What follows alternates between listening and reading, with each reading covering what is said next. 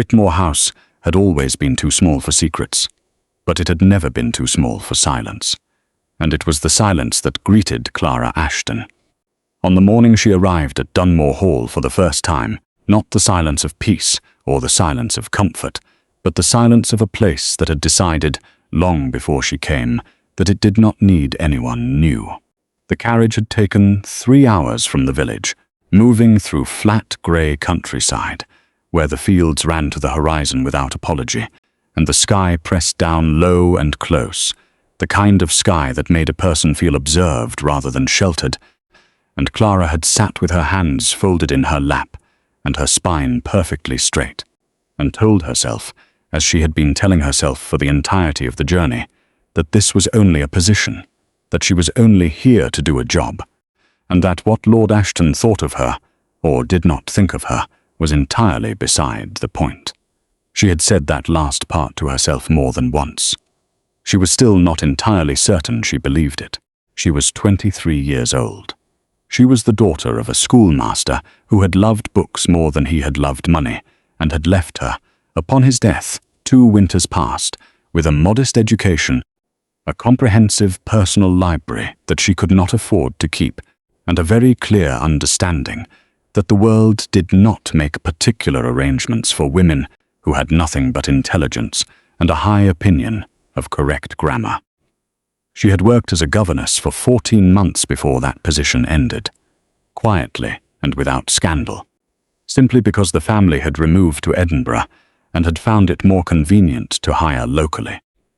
She had worked as a lady's companion for 7 months after that, before Mrs. Delaford had died at the age of 81, peacefully and on good terms with everyone, which was a kind ending for Mrs. Delaford, but had left Clara once again with her coat, her trunk, and the particular problem of being a woman whose income depended entirely on other people's continued existence and goodwill. The position at Dunmore Hall had come through an agency. The letter had described it as secretarial in nature, which was unusual for a woman, but the agency had assured her that Lord Ashton's steward had been specific in the requirements: precise handwriting, fluency in French correspondence, familiarity with estate accounting, and the ability to work without supervision for extended periods. Clara had all 4. She had accepted without hesitation, because the alternative was returning to her aunt in Shrewsbury. And her aunt in Shrewsbury had a very small house and a very large opinion about what Clara ought to have done differently with her life. And Clara had decided, with the particular clarity that comes from having no good options, that almost anything was preferable to that. The carriage turned through the iron gates of Dunmore Hall, and Clara saw the house for the first time through the window, and it was exactly what she had imagined, and nothing like what she had expected.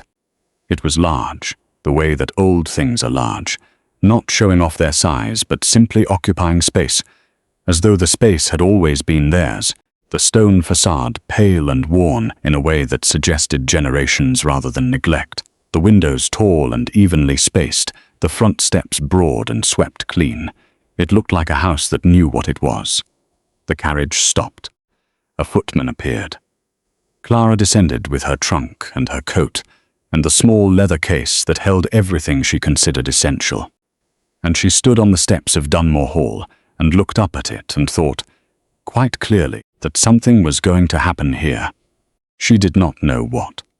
She was not the kind of woman who trusted feelings over evidence, but she had learned, in the last 2 years, to trust the particular stillness that settled over her in a place that mattered, and Dunmore Hall was settling it now, quiet and certain, around her shoulders like a second coat.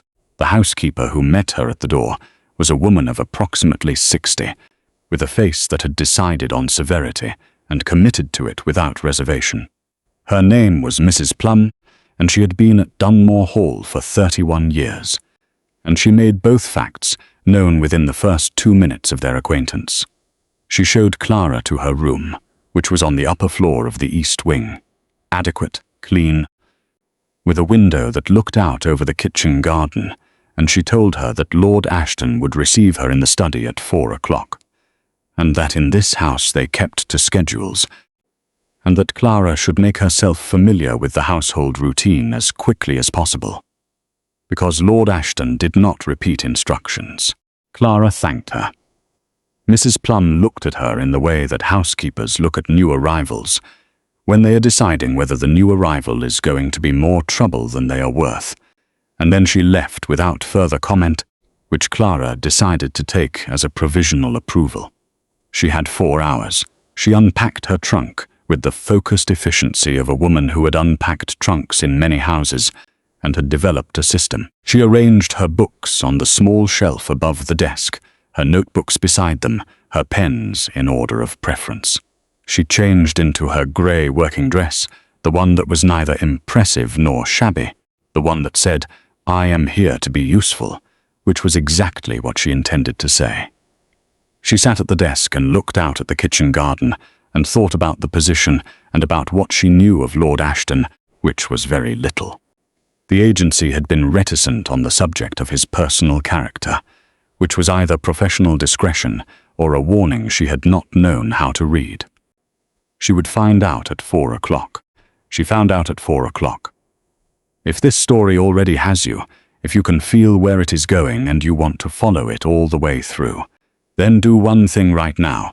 Hit that like button and subscribe, because stories like this one come to this channel every week, and you do not want to miss a single one. Now let us continue, because Lord Ashton is waiting. Lord Julian Ashton was 37 years old, dark-haired, with a face that had been handsome once and had become something more interesting over time. The kind of face that bore the marks of decisions made and positions held and opinions formed without particular concern for whether other people agreed with them. He was standing at his desk when she entered, which she noted, because men who stood when a secretary entered were either genuinely courteous or performing courtesy, and she had learned to tell the difference quickly. He looked at her with the direct assessment of a man who was accustomed to forming judgments, and rarely bothered to conceal that he was forming them. He said nothing for a moment. Then he said, "You are younger than I expected." Clara said, "I was not aware that the position had an age requirement, my lord." Something moved in his expression, very briefly, and was gone. He told her to sit. She sat. He outlined the position with the brisk precision of a man who had prepared exactly what he intended to say, and intended to say it without deviation.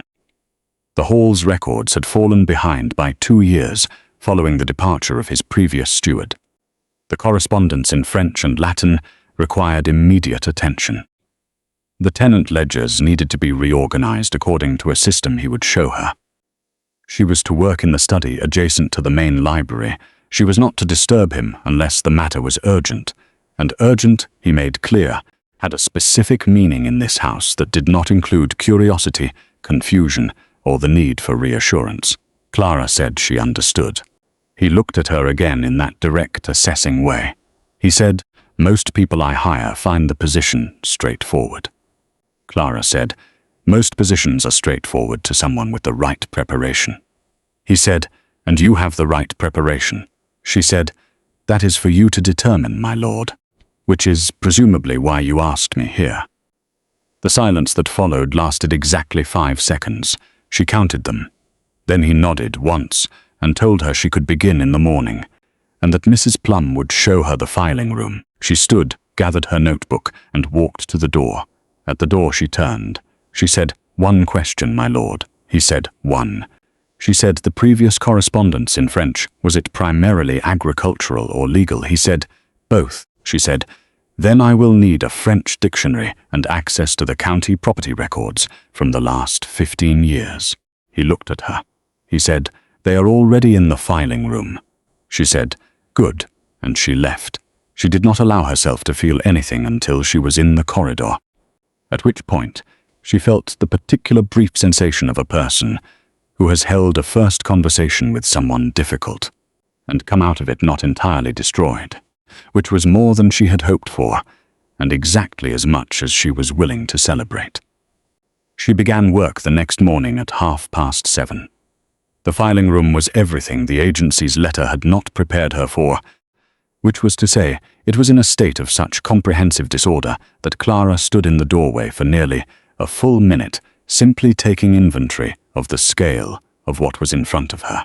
2 years of unsorted correspondence, ledgers stacked without organization, a box of unprocessed rent receipts dating back to the previous decade, a pile of French letters that had apparently been set aside for someone to deal with eventually, and a general atmosphere of capable neglect that suggested the previous steward had been thorough about some things and catastrophically inattentive about others. Clara took off her coat. She hung it on the hook behind the door. She sat down at the desk, opened her first notebook to a clean page, and began to build a system. She worked for 6 hours without stopping, which was how she always worked when there was something genuinely demanding in front of her, not from obligation, but from the particular absorption that came from a problem large enough to require her full attention. At 1:30, Mrs. Plum appeared in the doorway with a tray, and the expression of a woman who had expected to find chaos and had found instead 3 stacked piles, 2 completed indices, and an organized annotation system spreading itself across the desk with quiet authority. Mrs. Plum set the tray down. She looked at the work. She said nothing. Clara thanked her. Mrs. Plum left.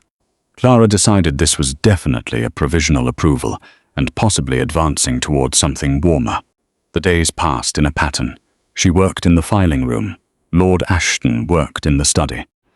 Occasionally she required a clarification and would appear at his door, knock once, wait, and then state her question with the precision she had learned was the correct approach with this particular man. Not context first and question second, but question first and context if he asked for it. He almost always asked for it. He was, she found, genuinely engaged with the administration of the estate in a way that surprised her, not distant or directive, but specific, with the kind of detailed knowledge that came from a man who had paid attention to his land and his people over many years, and considered that attention part of his actual responsibility. He did not make small talk. He did not attempt courtesy as performance. He was exacting and impersonal, and occasionally brusque, in a way that was not unkind, so much as it was simply not concerned with smoothing things over, which Clara found after 2 weeks to be a kind of honesty she could work with. She found it privately easier than charm. She did not say this to anyone. She was very careful in those early weeks about what she said to anyone, because she was aware, with the clear-eyed pragmatism that had become her primary survival tool, that she was in a precarious position. She was a woman doing a job that was not typically done by women in a house where the balance of power was not hers, in a position that could end at any moment for any number of reasons she could not control. She kept her boundaries. She kept her opinions to herself, mostly, which was not always easy, because she had quite a number of opinions, and the filing room, as it became more organized, began to reveal things that invited opinions rather strongly. She noticed it first in the rent books. A set of arrears that had been carried forward for 3 years against 3 tenant families in the eastern fields, not large amounts, but consistent and consistently unaddressed, not because no one had noticed, but because the previous steward had categorized them in a way that made them nearly invisible at a glance. Clara noted this in her own ledger. She said nothing about it yet. She also noticed, 2 weeks later, that the repairs schedule for the tenant cottages on the north side of the estate had been delayed by 18 months. 3 requests from the same 2 families, entered, acknowledged, and then quietly moved to a pending column that had no resolution date attached to it. She noted this as well. She said nothing. What she said nothing about, most carefully of all, was the thing she noticed about Lord Ashton himself, which was that he was not, beneath the precision and the distance and the particular coldness of manner that she had catalogued in their first meeting, actually a cold man. She noticed it in the small things. The way he corrected a groom's error without humiliation. The way he remembered without being reminded that one of the older tenants had been ill and asked about her recovery when the man's son came to pay his rent. The way he read, Late in the evening, when she occasionally passed the study door on her way upstairs, not estate documents, but actual books, held with the attention of a man who meant it. She filed these observations away in the same careful ledger where she filed everything else. She did not examine them too closely. She had a job to do. She did it. 6 weeks into her position, Lord Ashton asked to see her progress on the French correspondence. She presented it to him in the study, organized by date and subject, and annotated with a brief summary of each letter's contents, and the action, if any, that was required. He read through it in silence for longer than she expected. Then he said, "This is considerably more thorough than I asked for." She said, "It seemed more efficient to do it properly once than to do it adequately twice." He looked at her. He said, "Do you always apply that principle?" She said, "When I am in a position to do so." He nodded. He set the correspondence back on the desk. He said, "There are 3 letters in here that require immediate response." He outlined what those responses should contain. She wrote them while he watched, which was not how she preferred to work, but which she managed without visible discomfort. And when she had finished, he read them over and said, "These are correct." And she said, "I know." The silence after that was different from their earlier silences. She could not have explained precisely how. She gathered her notebook. She went back to the filing room. She told herself very firmly that she had a great deal still to do, which was true, and that she was not going to think about the way that silence had felt, which she was also committed to. She was not entirely successful at the second thing. It was at the end of the 8th week that everything changed. She had been working late, past 8 in the evening, finishing the reorganization of the tenant ledgers, when she found the folder. It was tucked at the back of a drawer that had been sealed, with a strip of paper she had almost discarded as packaging. A folder of documents that were different from everything else in the filing room, different in that they were organized deliberately and carefully and completely. Everything else in the room had the quality of information that had been created to serve a purpose, and then set aside when the purpose was served. But this folder had been created to serve no administrative purpose at all. It had been created, as best as Clara could determine after 20 minutes of careful reading, to document something that someone had very much wanted documented and had not known what to do with afterward. She sat for a long time with the folder in her hands.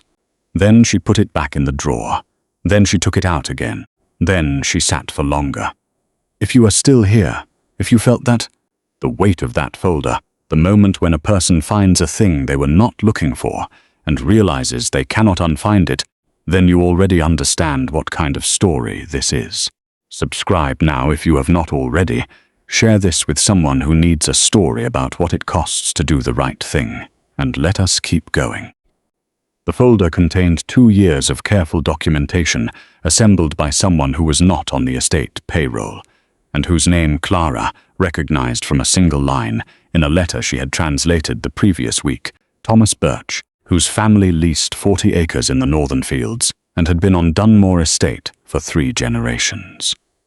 The documents showed in clear and methodical detail that a series of private agreements had been made with the previous steward, agreements that had redirected a portion of the rent payments from 3 tenant families into a separate account before they ever reached the estate's main ledger. Not large amounts individually. Over 6 years, however, they were not small. Clara looked at the numbers for a long time. She thought about the arrears she had noticed, carried forward year after year, the families who had apparently fallen behind and never managed to catch up, the repair requests that had sat in the pending column for 18 months. She was very still while she thought about this. She had been a careful person her entire life, because careful people survived longer than careless ones when they had no margin for error. And she understood clearly, sitting in the filing room with this folder in her hands at 8 o'clock in the evening, that what she did next mattered considerably.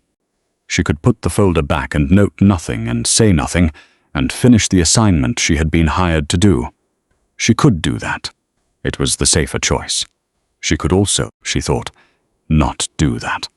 She spent the rest of the evening making 2 precise copies of every document in the folder, organized them with her characteristic thoroughness, added her own annotations indicating the correlating entries she had found in the tenant ledgers and the correspondence files, and stayed at her desk until nearly 11 o'clock, ensuring that her documentation was complete and her reasoning clear and her evidence, when presented, would be impossible to dismiss as misunderstanding. Then she went to bed. She slept surprisingly well, which she took as confirmation that she had made the right decision, because she had always found that the correct choices, even the difficult ones, had a particular quality of stillness about them once they were made. She requested a meeting with Lord Ashton the following morning. He saw her at 10 o'clock. She placed the folder on his desk and sat down across from him and said, "I found this in the filing room. I believe you should read it before I explain." He looked at her. Then he looked at the folder. He read it. She watched him read it, not intrusively, but she did not look away, because she wanted to understand what it meant to him, not to assess his reaction as evidence of character, but because she thought it mattered to understand how to speak about it once he had finished. He read it for 12 minutes. He set the last page down. He did not say anything immediately. She waited. Then he said, "Where did you find this?" She told him. He asked how long she had had it. She told him. He asked why she had made copies. She said, "Because original documents have a tendency to disappear when they are inconvenient, and I thought it was better to ensure that could not happen without someone's awareness." He looked at her then in a way that was different from his previous looks, all of which she had catalogued. This one was not the assessing look, and it was not the work-checking look, and it was not the occasional look of what she had privately identified as surprised respect. That appeared sometimes when she did something he had not anticipated. It was something more unguarded than any of those, something that looked briefly like the expression of a man who had not expected to be surprised by another person and had just been. He said, "You understand what this means?" She said, "Yes." He said, "The Birch family and the 2 others have been paying rent they were never credited for 6 years." She said, "That is my conclusion, yes." He said, "This is why they are in arrears." She said, "Yes." He was quiet for a moment. Then he said, "I have been carrying those arrears as their problem." Clara said, "I know." And then she stopped, because she had been about to say something further, and she decided against it, and Lord Ashton looked at her and said, "Say what you were going to say." She said, "With respect, my lord, I do not think you should carry that phrase as your problem either." The silence was very long. She kept her hands still in her lap and her expression neutral, and waited for whatever came next, because she had done what she intended to do, and it was his house and his decision, and she was not the one who got to decide what happened. She had done the right thing. The rest was not hers. What came next was not what she expected. She had expected management, decisive action, the particular confidence of a man who knew how to handle crises, and Lord Ashton was all of those things. But what came first, before any of that, was a quality of stillness in him that she had not seen before. A man sitting very still with something that had cost him something, not anger, she thought, though there might be anger later, but something more like the experience of having a thing you believed about your own management of a place, revealed to have been wrong in a way you could not have seen. And sitting with the specific weight of that, he sat with it for a moment. She let him. Then he said, "I need you to compile everything you have found, the arrears records, the repair requests, the correspondence, all of it cross-referenced." She said, "I began doing that last night." He said, "Of course you did." She was not certain, but she thought that was not a criticism. She spent the next 3 days completing the compilation. She did not rush. She was thorough in the way she was always thorough, not because thoroughness was a value she performed, but because she genuinely could not see the point of doing something halfway when doing it properly was available. She organized the documents, cross-referenced the tenant records, wrote a clear summary of her findings and the evidence supporting them, and presented the completed file to Lord Ashton on the morning of the third day. He spent 2 hours with it. He asked her 6 questions. She answered all of them. Then he told her he would be visiting the tenant farms that afternoon, and that she should prepare letters to the 3 affected families, informing them that a full review of their accounts had been conducted, and that a meeting would be arranged to discuss the results. She wrote the letters. She was precise and warm without being effusive, because these were people who had been carrying an injustice for 6 years, and the first communication they received deserved to be honest and respectful, and not burdened with excessive institutional language. Lord Ashton read them over. He said, "These are well done." She said, "Thank you." He looked at her. He said, "You could have said nothing about this." She said, "Yes." He said, "Most people in your position would have." She said, "I know." He did not ask her why she had not. She thought, privately, that she would not have known exactly how to answer that. Not because she did not have an answer, but because the answer was somewhat more personal than the situation, up to that point, had been. The answer was that she had looked at those numbers and thought about those 3 families carrying a debt that was not theirs through 3 winters, and she had found, somewhere in herself, a very clear and unambiguous inability to say nothing, and that inability was not calculation and not strategy and not virtue. It was simply the particular configuration of who she was, and she was not in the habit of apologizing for that, but she was also not in the habit of announcing it. She said nothing. He said nothing. They went back to work. The visits to the tenant farms were not simple. She heard about them from Mrs. Plum, who had heard from the head groom, who had been waiting with the horses while Lord Ashton spoke with each family in turn. The first family had listened in silence and said very little.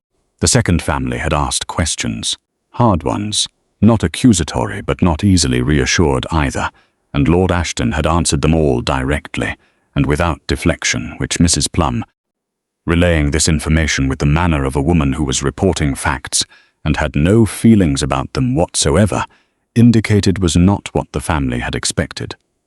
The third family, the Birches, who had assembled the original folder of documents, who had been documenting the injustice for 2 years without knowing what to do with the evidence, had been, according to the head groom, extraordinarily quiet when Lord Ashton arrived, and had not said anything at all for a considerable time after he began speaking. And then Thomas Birch had said something that Mrs. Plum said the groom had not been able to hear clearly. And Lord Ashton had said something in return, and then there had been a very long silence, and the groom had thought, from the look of it through the cottage window, that Thomas Birch had been close to crying, which the groom had mentioned only because it had seemed relevant, and he did not know what else to do with it. Clara listened to all of this and said nothing, and felt, somewhere in the vicinity of her chest, a complicated and unruly set of things that she did not examine in too much detail. That evening she was still in the filing room at 7:30 when Lord Ashton appeared in the doorway. He did not come in. He stood at the threshold the way people stand when they have come to say something, and have not yet decided exactly how to say it. She set her pen down. She waited. He said, "The Birch family has kept those documents for 2 years." She said yes. He said, "They did not know what to do with them." She said, "That is my understanding, yes." He said, "They did not know whether I already knew, whether it would make any difference, whether it was worth the risk of losing the tenancy entirely." She said, "They had very little margin for error." He was quiet for a moment. Then he said, "Thomas Birch said something to me this afternoon. He said that he had never had a landlord come to him before. He had always gone to the landlord. He said it as though this were a remarkable and somewhat disorienting thing." Clara looked at him and said nothing, because there was nothing useful to add to that, and because sometimes the correct thing was to let something sit in the air without being managed. Lord Ashton stood in the doorway a moment longer. Then he said, "I am going to conduct a full review of the estate finances from the last decade. I will need your assistance," she said. "I will be here," he said. "I know." He left. She sat for a moment longer in the filing room with the lamp burning down and the organized files around her and the kitchen garden dark outside the window. She thought, quite clearly, that something had shifted, not between them. She was careful not to think about it in those terms, but in the house itself, some quality of the air. The way that a room feels different after a window has been opened, even after the window is closed again. The quality of having been aired. She went upstairs. She slept well. The following weeks were the most demanding of her position thus far.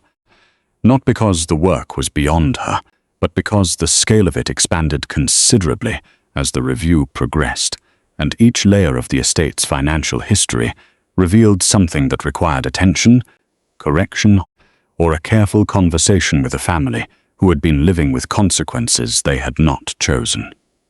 Lord Ashton conducted himself throughout this process with a quality she found, observing it to be genuinely admirable, not easily, or with the uncomplicated warmth of a man to whom goodness came naturally and without cost, but with the particular kind of integrity that belongs to someone who has looked at something difficult and decided that the difficulty does not change what is required.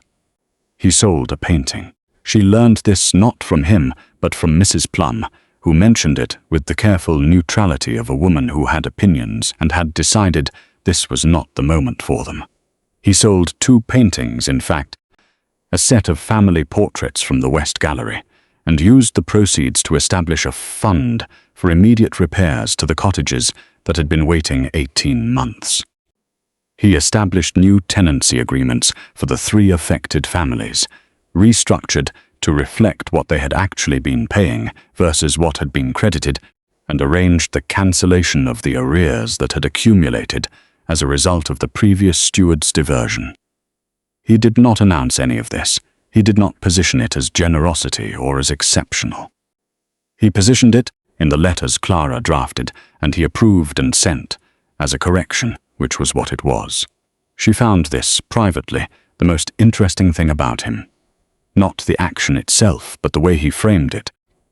Because the framing told her something about what he thought was owed, and what he thought was owed told her, more clearly than any direct statement would have, what kind of man he actually was beneath the precision and the distance and the manner she had first catalogued as cold. He was not cold, he was exacting. There was a difference, and she had found it, and she was very aware that she had found it. And she was also very aware that finding it was slightly inconvenient, given the nature of her position and the necessity of maintaining a professional clarity that was not always as easy as she had expected it to be. She did not say any of this to anyone. She worked. She was very good at working. There was an afternoon in the 5th week of the review when Lord Ashton came into the filing room, which he almost never did, and stood at the window looking out at the kitchen garden while she continued what she was doing. Because she had learned that he sometimes thought better with another person in the room, and that the correct thing to do in those moments was simply to be present without requiring anything of him. After several minutes, he said, without turning from the window, Thomas Birch's grandfather came to Dunmore Estate in 1782. She said, yes, his name appears in the earliest tenancy records I found. He said 3 generations. She said, yes, he said, and for 6 years of those 3 generations, his family paid rent that was stolen from them, and carried debt that was not theirs, and said nothing because they did not know whether they would be believed. Clara set her pen down, she said, and now they know they would have been. He turned from the window. He looked at her in that way that had been becoming progressively more unguarded over the past several weeks. The look that was not the assessment look or the approval look, but something she had not fully catalogued, because she was not entirely sure she was cataloguing correctly. He said, because of you. She said, because of what was right. He said, those are not always the same thing. She said, in this case they were. He looked at her for a moment longer than was strictly appropriate for the interaction they were having. Then he said, yes, and went back to the study. She put her pen down and sat for a moment and thought. with the particular clarity of a woman who is very good at knowing things and occasionally very reluctant to act on that knowledge, that she was in a considerable amount of difficulty, and that it had nothing to do with the files or the work or the estate accounts, and everything to do with the look on his face when he had said, "Because of you." She went back to work. She was good at that. It was a Tuesday in the 7th week of the review, when everything that had been building quietly arrived at the moment she had been both expecting and managing not to expect. She was in the study, not the filing room, because the particular ledger she needed was in the shelves behind Lord Ashton's desk, and she had asked to retrieve it, and he had told her to take what she needed. She was at the shelves when she heard him come in from outside, the particular sound of a man who has been somewhere difficult, and come back with something of it still in his bearing. And she turned and found him looking at her with an expression she had not seen on his face before, not in their meetings or their working sessions, or the quiet evenings when the house settled, and she passed the study door. He said, "I have been to see the Birch family again." She said, "How did it go?" He said, "Thomas Birch asked me to tell you something." He said, "Tell her we are grateful, and that it matters."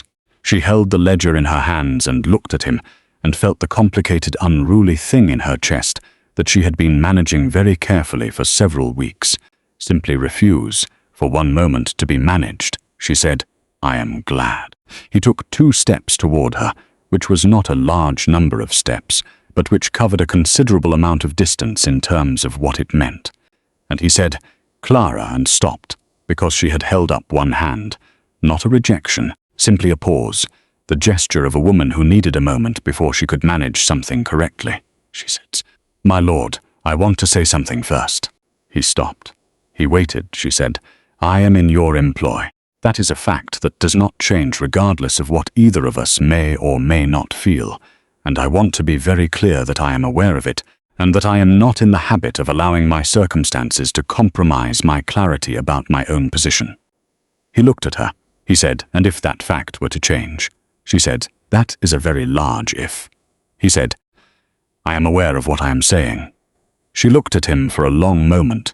She said, "Then I would say that I have catalogued a considerable number of things about you since I arrived here, and most of them have revised the opinion I formed in the first 5 minutes, and the revision has consistently been in one direction." He said, "Which direction?" She said, "The direction of finding you considerably more worth knowing than I initially estimated." The corner of his mouth moved in a way that was not quite a smile, but was moving in that direction, and was, she thought privately, the most genuine expression she had seen on his face, and she had been watching his face for 8 weeks with rather more attention than she had intended. He said, "You estimated me at our first meeting." She said, "I estimate everyone at first meetings. It is more accurate than waiting." He said, "And how accurate was your initial estimate?" She said, "Significantly less accurate than usual, which was, in your case, a point in your favor." He looked at her. He said, "I would like to ask you to dinner." She said, "I would like to accept." He said, "Tonight," she said, "I will need until 7:30. He said 7:30. He left. She stood in the study with the ledger in her hands for a moment longer than necessary, and then walked back to the filing room with the precise and deliberate composure of a woman who is feeling a very large number of things, and has decided that the filing room is the correct place to feel them in organized privacy. She sat down. She put her hands flat on the desk. She thought quite clearly that she was happy, the particular quality of happiness that comes not from circumstances being easy, but from a thing that has been difficult and exact and costly arriving, quietly and without fanfare, at the right place. She worked until 6:30. She changed her dress. She came down at exactly 7:30. Dinner was not a formal affair. They ate in the smaller dining room, the one that was proportioned for 2 people rather than 12. And the conversation moved in the way that conversations move. When 2 people have been talking carefully for 2 months and have finally decided to talk freely, ranging across things that had nothing to do with ledgers or correspondence, his opinions on parliamentary reform, which were more specific and more interesting than she had expected. Her opinions on the current state of agricultural education, which she had developed over 3 years of working with tenant families, and had never had an appropriate occasion to voice before. He listened to her. This was not unusual. He had always listened to her, but tonight he listened with the attention of a man who was interested not only in what she said, but in the fact of her saying it, and she found this, as she had found most things about him, that she had catalogued honestly, considerably more affecting than she was entirely comfortable with. He told her, at the end of the evening, with the particular directness that she had learned, was simply how he communicated when he was being genuine rather than professional, that he intended to speak to his brother about revising her position. Not replacing it, he said, but revising it. She said, "I am not sure I understand the distinction." He said, "The distinction is that I would like you to stay at Dunmore Hall in a capacity that is not contingent on my continued need for a secretary." She was quiet for a moment.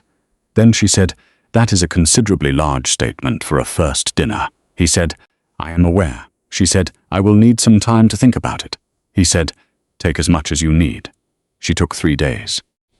She thought, during those 3 days, about all of the things she always thought about when a decision mattered, about what was true and what sensible, and what she was willing to risk and what.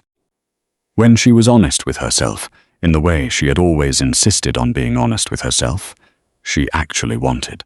She thought about the filing room and the kitchen garden and Mrs. Plum's progressive movement from provisional to warm, and the way Thomas Birch's letter had felt in her hands, and the way Lord Ashton had stood in the doorway of the filing room and said, "I know."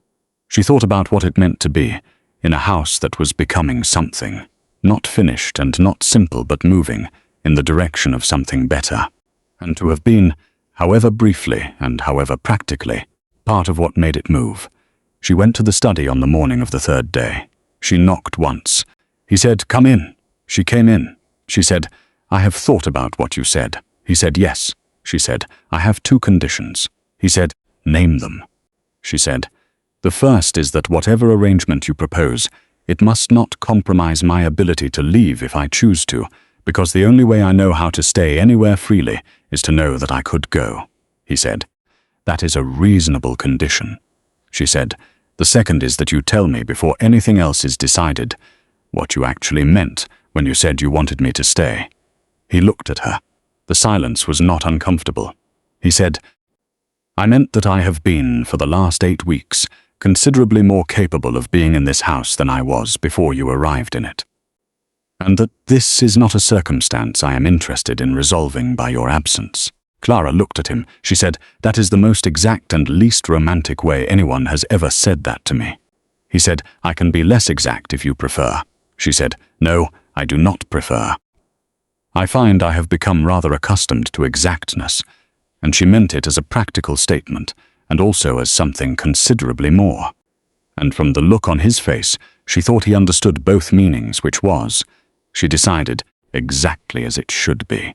Now, if you have been here from the beginning, if you felt every step of this, Clara finding that folder, standing in that filing room with her hands flat on the desk, going to dinner at 7:30 in the good dress, then this channel already belongs to you. So subscribe if you have not. Leave a comment below telling us the moment you fell for Lord Ashton, because there was a moment.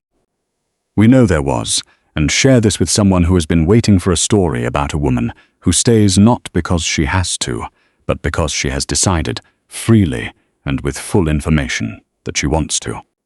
Let us finish it together. It was not a simple journey from that morning to the one that came after. That was true of most things worth anything, she had found.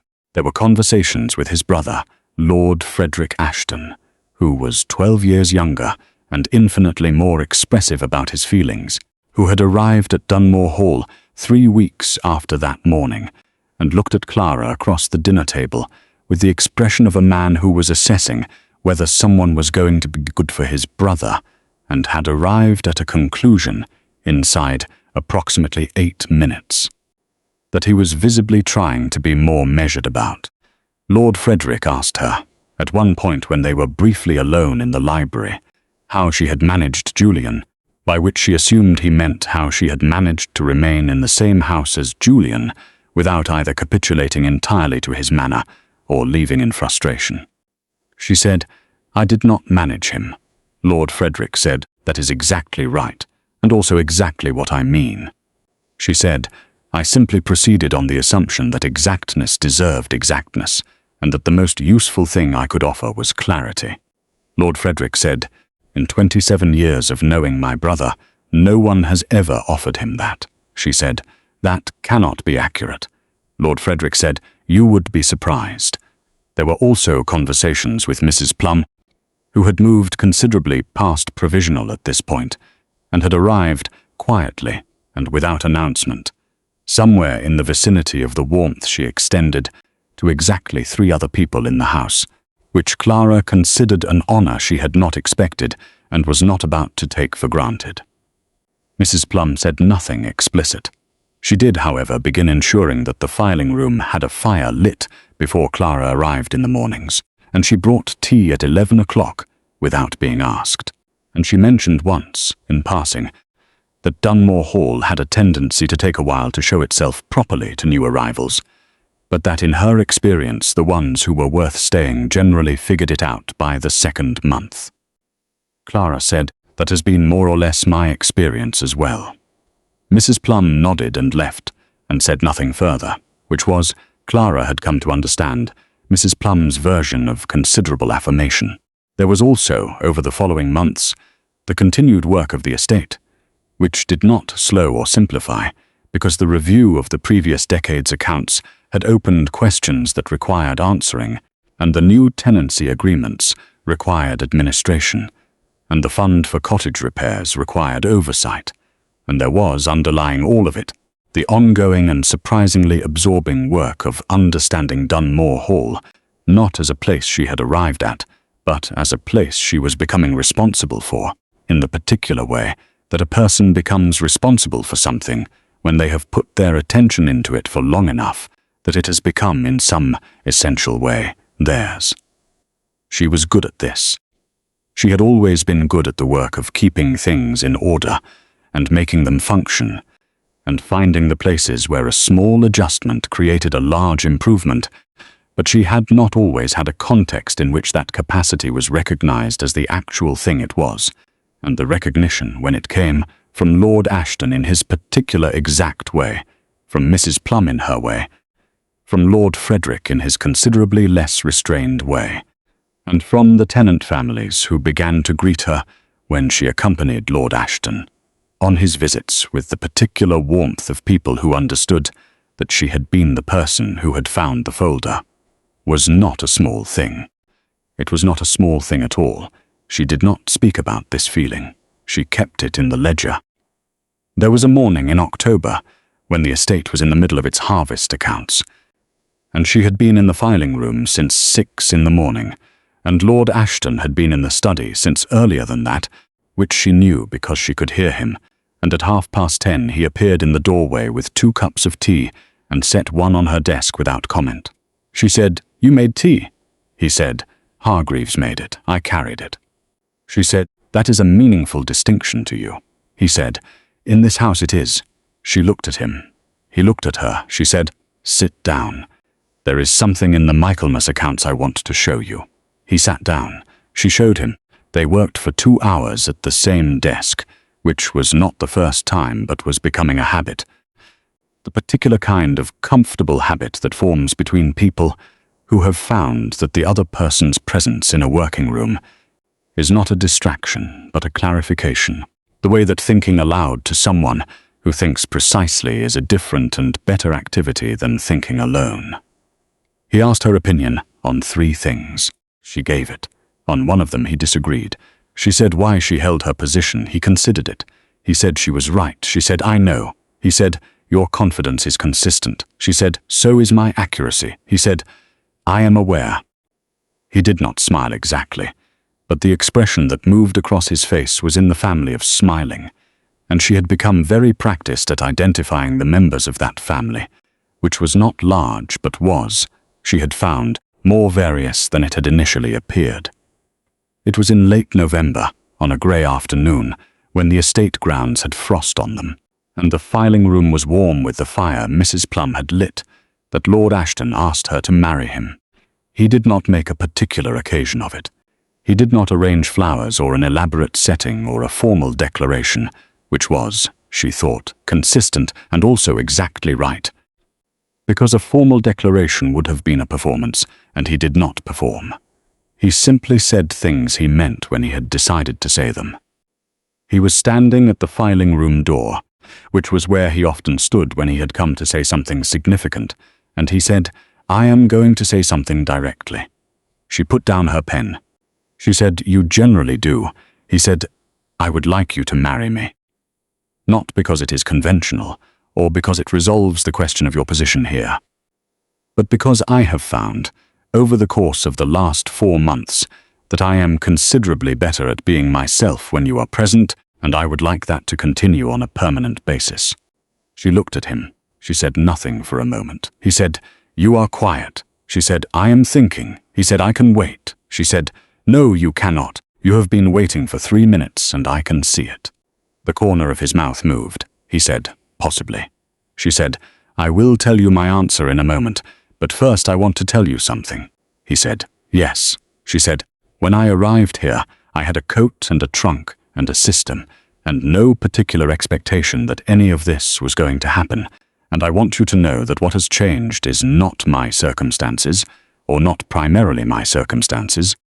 It is my understanding of what it is possible for a place to be, and what it is possible for a person to be in a place. And that understanding has come primarily from being here and from watching you make something difficult into something better, which is not nothing." He was very still. He said, "That is not a simple thing to say."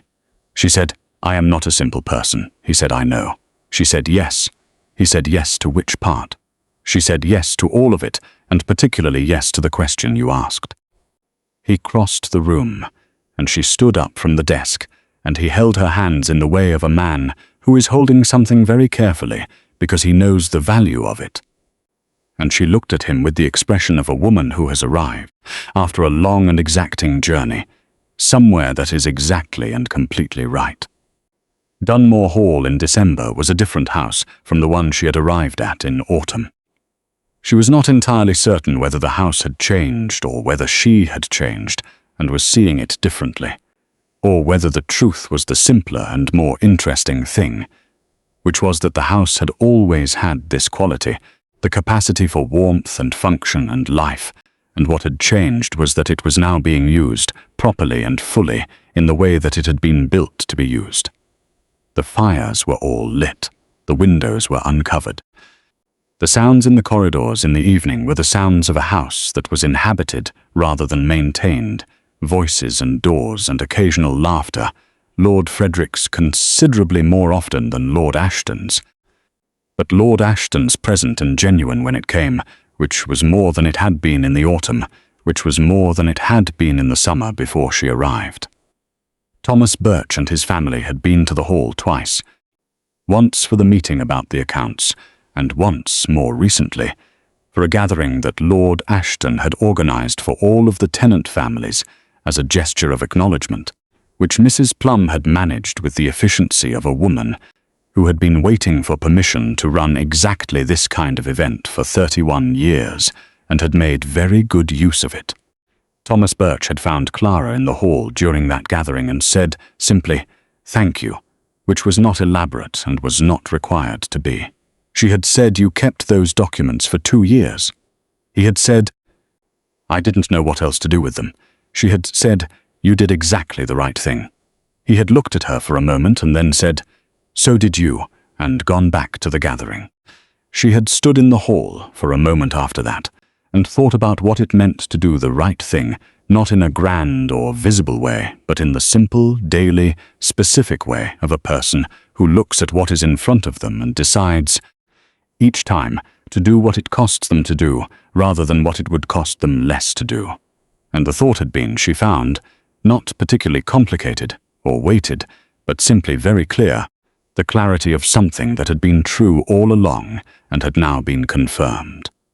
She went back to the gathering. She was a part of it. That was where she was.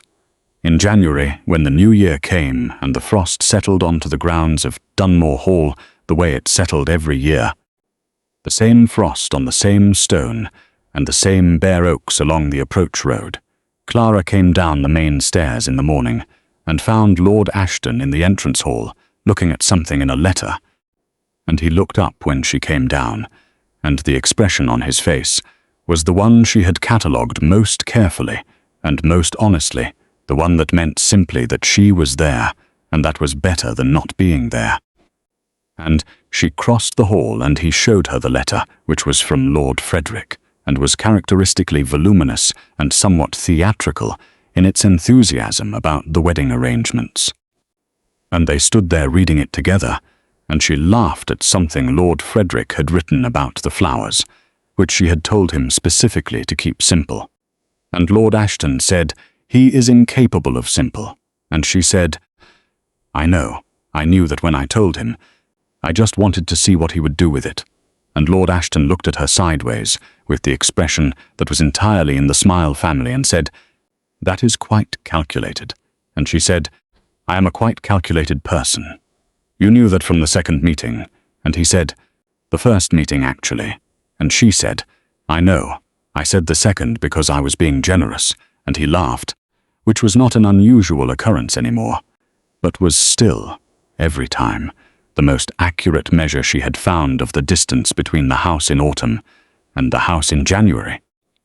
Between the filing room, where she had found a folder and made a choice, and the entrance hall where she was standing now, between the woman who had arrived with a coat and a trunk and no particular expectations, and the woman who was standing here knowing, with the exactness she had always preferred, exactly where she was and exactly what it meant. She was home, not by plan, not by a simple path, but by the particular accumulation of one right thing after another, done carefully and without guarantee and with the full knowledge of what they cost, until the right things added up to this, to a house with fires in every room, and a man who had learned to laugh again, and a filing room that was perfectly organized, and a set of tenant families that had been taken from them, and a housekeeper who had moved all the way from provisional to warm without ever saying so, in words because some things do not need to be said, in words to be completely true.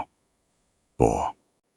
Clara Ashton of Dunmore Hall stood in the entrance hall on a January morning and looked at the man beside her and thought, quite clearly and without any remaining ambiguity, that this was the life she had been building toward without knowing it, constructed not from luck or ease, but from the specific quality of paying attention and doing the work and refusing, at each of the moments that mattered, to say nothing, and that was enough. That was in fact considerably more than enough. If this story gave you something, if you felt Clara in that filing room with her hands flat on the desk, if you felt the weight of that folder and the cost of doing the right thing and the particular quality of a happiness that was earned rather than given, then this is exactly where you belong. Hit like, subscribe, and share this with one person tonight who needs a story about what it means to stay somewhere, not because you have to, but because you have decided, freely and with full knowledge, that you want to. Leave us a comment. Tell us the moment you knew, the moment Clara became yours, or the moment Lord Ashton did, because there was a moment, and we want to hear about it. More stories are coming. They are worth the wait. We will see you in the next one.